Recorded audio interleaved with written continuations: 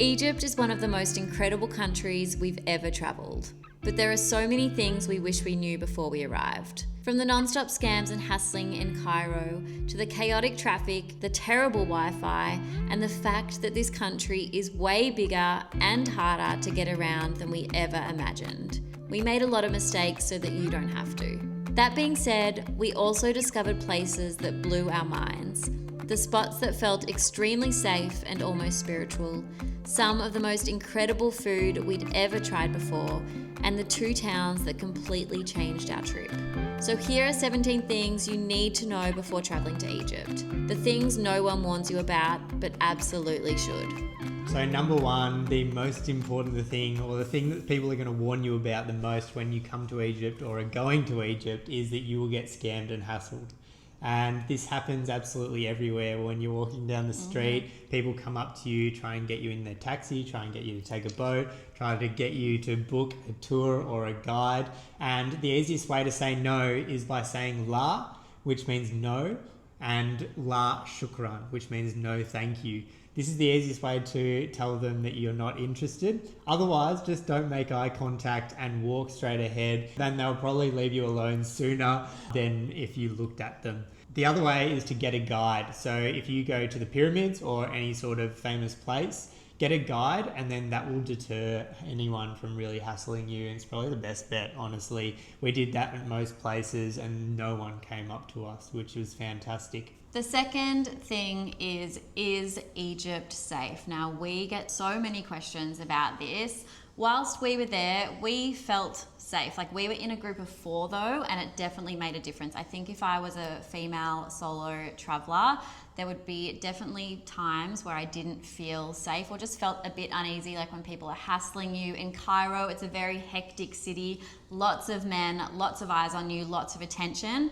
But in saying that, if you keep your wits about you, then it can and it will be a very, very, very safe trip that you will go on. In saying that though, and touching on what Tice just spoke about earlier, get yourself a guide if you're feeling unsafe. For example, like when we traveled from Cairo to Siwa Oasis, that was an 8-hour trek through the desert, and there were so many checkpoints with police officers and military checkpoints, and that was like kind of scary. Like, it was intimidating. If I was going through that alone, I would be like, what is going on here? Are we going to get pulled over and robbed? Like, it's just a bit uneasy like that. But because there were 4 of us, because we were going on a proper guide and we had a proper driver for that, I felt so much more safer. So I think just get yourself a guide, keep your wits about you. I wouldn't go out at night alone. And just, the general things that you want to make sure that you're being wary of anywhere when you're traveling. Number 3, we absolutely loved Egypt, but I gotta be honest, the internet absolutely sucks. Like, everywhere we went, we were just fighting for some 5G or whatever. The Wi-Fi never freaking worked. And it was just a real struggle. And I think we particularly felt this because we do work remotely and we were trying to work whilst travel at the same time. Like, we ended up hotspotting our phone 90% of the time, and we're just so grateful that we got an eSIM before we went. So our biggest tip is get an eSIM. We used Airlo and it was a godsend. It's so easy because you can just download the app wherever you are, browse all of the different countries or regions that you are. You can choose what data level you want. You can choose how long you want it to last for. And then you literally just buy it in the app, download it to your phone, and it works straight away. Yeah, you can even pre-book it. So you can pre-book it before your trip. And I think there's over 200 countries that it works for. And then the prices are pretty good. You will be paying a pretty similar price to what you would pay if you got a SIM in the country, but you don't have to go through all the hassle and the language barrier. Saves you so much time and effort. Honestly, it's an absolute godsend. We used it all over Egypt and it worked perfectly for messaging, for WhatsApp, for even using Uber, which they have in Egypt, which is pretty cool. And of course for then hotspotting our laptops, which we did literally in every place that we went. So if you're coming to Egypt, I would definitely lock in an eSIM. It helped us a heap, and we used Airlo. If you use the code FITNOMADS, you'll get a couple of dollars off, and enjoy. The 4th thing you need to know is that Egypt is huge, so please pre-plan where you're going and make sure it works out logistically. Don't do what we did. Don't do what we did, honestly. For example, we were traveling a lot by car, so driving around everywhere. We chose to go to Hurghada, which is this beautiful beach town, for 2 days, but we didn't realize that the only way to get to our next destination, which was Dahab, is to literally drive back to Luxor for like 4 hours, which we had just done, and then fly, or take an 8-hour all-day drive to Dahab. And we ended up driving so long because, you know, it was almost like just as long to drive back to where we just come from and fly. So, and we didn't, like, we made that mistake because we didn't look logistically and like how to get to places. We assumed that it would just be super easy to fly, which was so silly. So make sure you map out your route. Like, I know it's super annoying if you are someone who travels on the go and all, and if you have heaps of time, then great, but we didn't. We only had 2 weeks. So make sure you map out where you're going first. Make sure logistically it works with flights and you're not wasting too much time. Otherwise, you'll spend so long in the car, which we did. We spent half of our Egypt trip in the car. Honestly, not even joking. It was still amazing. But yeah, just make sure you do that first. Speaking of cars, number 5 is traffic is hectic and driving in Egypt is scary. It's scary. These guys freaking fang it. We were going 150 kilometers an hour in the middle of the desert, and then there were trucks coming on the other side, and this is normal. I know. This happens in the city. I thought I was going to die so many times. Abby was fretting, and also language barrier. It's hard to tell them anything. So one thing to be wary of is they are really hectic, and if you're scared of driving, if you're worried, like Abby is, just be prepared. You might need to take a pill or something. Yeah, maybe also just download Google Translate and make sure you have like, please slow down in your Google Translate ready to go. Because there was many times that I was super scared. We made it, obviously. Here we are. Tip number 6 is that we do recommend downloading some apps before you go. So like I just said, Google Translate, oh my gosh, going to save you so much because some people do speak English, but also a lot don't. So it's really good to just have that in case you do need to do the translation.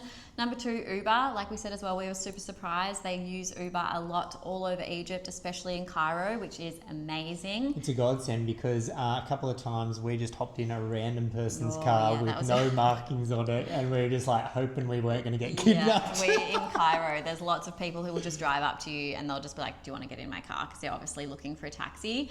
We found he was lovely, but it could have been twice. It could have been bad, so probably don't do that. But also you want to download maps.me or even Google Maps. You can download offline now, which is awesome. And then of course Airolo to save you on the SIM too. And one thing to mention is you can download those maps offline, but you can also download the languages offline. So then if you do not have internet at the time, you can use those apps and you'll be fine. Number 7 is people are really lovely in Egypt.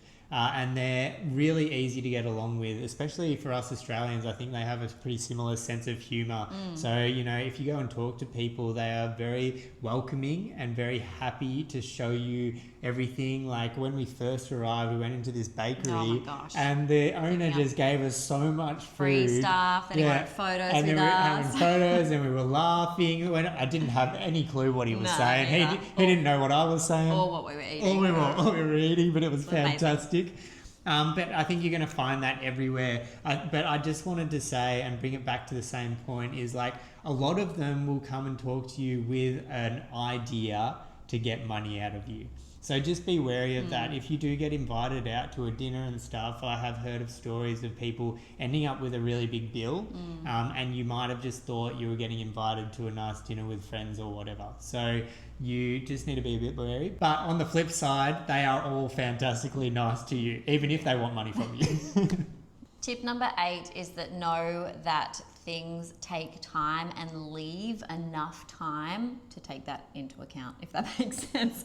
So traffic is terrible. So if you're leaving for the airport, leave yourself a buffer. Even at the airport in Cairo, we got there, we had a domestic flight. We got there like 2 hours before, I think. There were like 7 different checkpoints. No, not 7. There were like 3 different checkpoints. And then at the Cairo airport as well, it's not very signed between domestic and international. We stood in the international line for like 40 minutes waiting to get through a checkpoint. And then we missed our flight because there was another whole domestic area that we were supposed to go through that had a separate different checkpoint. So we shot ourselves in the foot. That was our own fault. But leave enough time for things like that. There's lots of security. There's lots of traffic. And also things just take time as well. Like going out for dinner, you might be waiting, an extra half an hour than normal to get your food. Things are just a little bit slower. Number 9, there were 2 places that really stood out to us like a sore thumb in our trip. Best places we've ever been. as Abby says. One of them. One of them. Yeah. But the first one is Siwa Oasis. This was such a wild place. It is in the middle of the desert.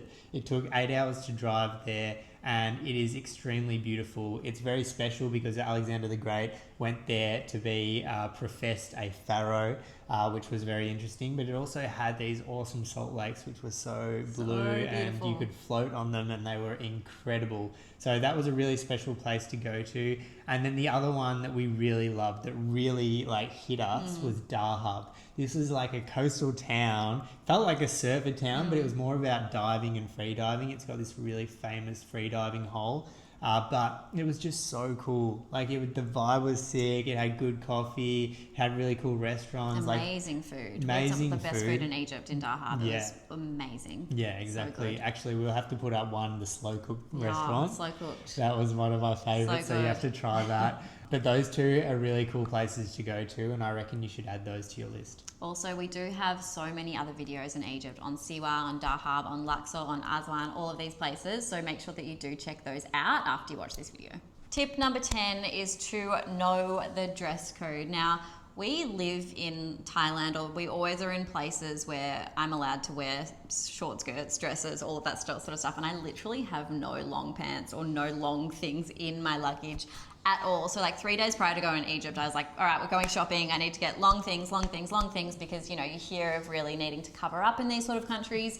And I was actually quite surprised how much you kind of didn't need to in these places. Now, I'm not saying that you shouldn't, because I think it's really important to respect their culture, especially in places like the pyramids and those, famous and temples, definitely temples, all of that sort of stuff. So definitely cover up your shoulders, wear long skirts, no midriffs, all of that sort of stuff when you're visiting those places.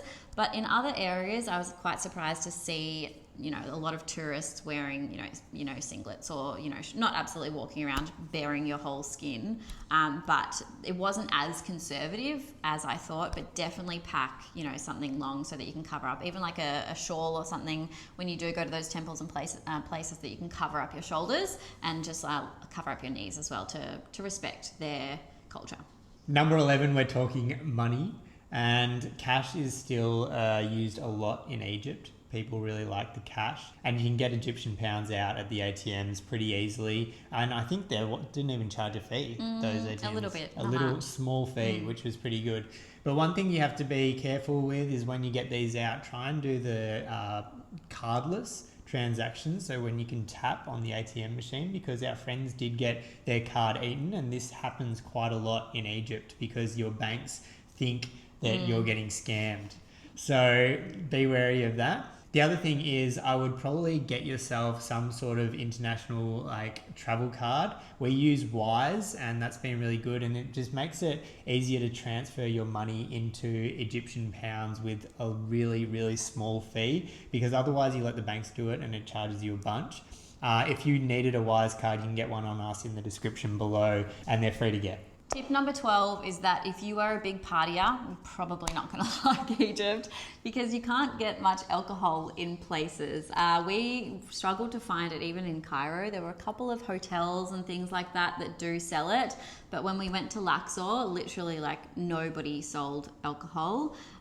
You can buy it from some shops and things like that, and like I said, hotels. Even in Siwa Oasis, we tried to go out one night and have a drink, and then no one sells, the restaurants and stuff don't sell it either. So just keep that in mind. It's super hard to get alcohol in a lot of places because it is a Muslim country, and I think majority of their population is Muslim. So respect their culture that way as well. I mean, it's kind of nice. We actually went 2 weeks through Egypt and only had 2 drinks. It's a bit of a nice healthy detox. Yeah. But just keep that in mind. Number 13, you have to try all the Egyptian food. We had some really incredible food. One thing that they really know how to do is slow cooked meat or barbecued meat. We had this often, very often. The other thing you have to try is falafels. We had the best falafel in Cairo, and I'll put up the video here and the location. And then there's some other things you try, like koshari or ful madames. These are both really traditional Egyptian foods that you must try. And there's a bunch more, so just get out there and explore them all. Also, just be careful with the food that you're eating. Make sure you eat at places that have high ratings, because lots of people do still get food poisoning in this country. So, yeah, just got to be careful. Yeah, we were quite fine, but I think we've also just got stomachs of steel after 2 years of travelling all over these countries. Could be. Tip number 14, and this kind of comes back to food poisoning or just getting sick or any kind of disruption to your holiday. Get travel insurance. Definitely, this isn't just an Egypt tip, this is a worldwide tip. We would never recommend going anywhere in the world without travel insurance. You never know what's going to happen. You could get in a car crash, you could get sick, you could end up in hospital, and to not have that as a safety backup is just really, really silly. So we are with Safety Wing. We absolutely love it. And again, like all of the products that we recommend, we always leave them in the description below. Absolutely check them out if you want to. No pressure on our end. But yeah, we love Safety Wing. Super easy to manage. And we've had some great experiences with them too. Number 15, this might seem simple, but it is important. It's how you book your guides, because if you book your guides just from the street, there's a high possibility, first of all, they're fake and just random people trying to make some money, so your information won't be correct and you'll get charged a lot of money. And then secondly, they might try and get you onto something else or scam you in some other ways. So the easiest way to book is through like Bookaway, or even just reach out through your hotel or where you're staying and ask them which guides they like, because then you know that they're trusted by someone. Also, you're staying at their hotel, so someone's going to hear about it if they're crap. Yeah. And then also on the guides thing, every single guide is going to try and take you to these gift shops or whatever, and they're going to try and sell you stuff at these gift shops. The way they're going to frame it is they're going to be like, we'll take you to show you these guys who make their own traditional stuff and you'll learn how they make them and all of that sort of stuff. But no, they will take you to a shop and the shop will try and sell you things, okay? You can say no to these. You can just say directly no, and then you will not go to them. And I would recommend you don't, unless you want to buy cotton and rugs, perfume then go for it. Yeah, or even things like the camel riding. Like some of our friends weren't really keen on the camel riding, but that was part of our tour in Cairo to see the pyramids. So we just said no, and they were like, you know, you don't have to do everything that's organised on that tour. You can pick and choose. Yeah. Tip number 16 is that if you want to do a trip from Luxor to Aswan, definitely take the Nile cruise. Now, there are so many that you can choose from. Honestly, when I was researching this, it's almost like overwhelming how many cruises there are. You can look at Bookaway, or you can just Google, Nile cruise, Aswan to Luxor, or you can also go the reverse. So many different companies, so many different boats. They range from around 3 days to up to 7 days, and you can get all different levels of types of cruises. So you've got your basic budget, or you've also got like super luxury that's like $12,000 a week. And what these do are, like, obviously you stay on the boat and you cruise along the Nile, and you stop off at different areas all along, and you can see temples, you can see monuments, you can explore Aswan, you can explore Luxor. We didn't do one, but mainly because of the time and because we work. We didn't want to be like stuck on a boat with no Wi-Fi, all of that sort of stuff, and it was just a bit like gambly for us. Yeah. But we've heard they are phenomenal, and we did stay in Luxor and we loved it. So we recommend checking out Luxor and definitely doing one of these tours. Yeah. Jump on a boat and you can, travel down the Nile. It's such a cool experience, and hop off and see all of these amazing places with tours and things like that. And yeah, you'll love it. Yeah. If you did run out of time like us, then you can always just do a sail on the Nile in one of the follicular boats, so one of their traditional sailboats, and just try and make sure there's a bit of wind on the water. We didn't move very far, but we did have a nice cruise and had a nice dinner. So we were like in the same spot as where we took off like an hour later, but it was still beautiful. It was really beautiful. Nice. Number 17, and something that really surprised us, was Egypt is a bargain. So it is cheap. An absolute bargain, and the accommodation is so cheap. Like, we were paying $60 per night for a 3-bedroom place, and in multiple places. Even the first place we went to in Cairo, and we had a beautiful view of the pyramids, and it only cost us like $80 per night for a 2-bedroom, and it was on this roof. And food's cheap. Food's cheap, $5 per meal. Taxis are cheap. Taxis are really cheap. Uber's really cheap. So you can look to spend anywhere between $50 to $100 per person per day, and that's like you're enjoying. You're having a really good time. For sure. So I think the most expensive thing was honestly the drives from Siwa to Cairo. That cost us it was like 400 USD or Yeah. something, but then there was between four of us, so it was okay. But if you're traveling in a two, that's kind of when it might add up. So yeah, maybe go in a group. But other than that, everything's dirt cheap. All right, last bonus, number 18. Now, we weren't going to do this, but we are going to give you a little sample itinerary of places that we think you should definitely check out. And this is exactly what we did, and we definitely recommend it. So you're going to fly into Cairo, stay like 2-3 days there. We had so much fun exploring that city, and we're actually really blown away. Yeah. Then if you want to, go to Siwa Oasis. Now, like we said, this is going to take you 8 hours to get there and 8 hours back. We stayed 2 nights there, and we definitely recommend staying at least 2 because of the trek. You can't fly there, but it was amazing. Even the city is really cool. The people are lovely. It's just such a vibe. So definitely check that out. We then flew from Cairo to Luxor and stayed 4 nights in Luxor.